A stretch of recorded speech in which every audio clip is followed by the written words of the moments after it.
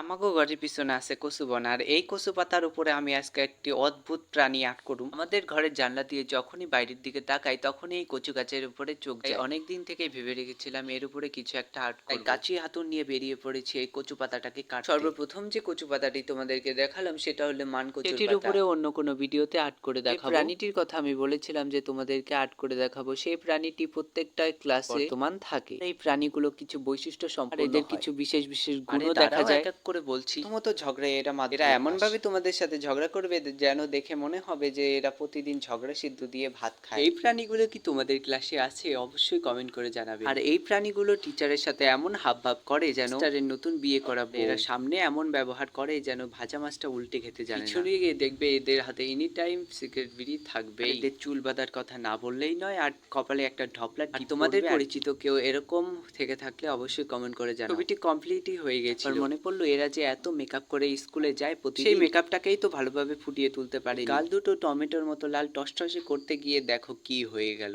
এর মাথায় ফুসা লাইগা ফুটা হয়ে গেছে। জানোই এদের কোনো লজ্জা শরম নেই, জন্যই মনে হয় নাকটাও ফুটা হয়ে গেল।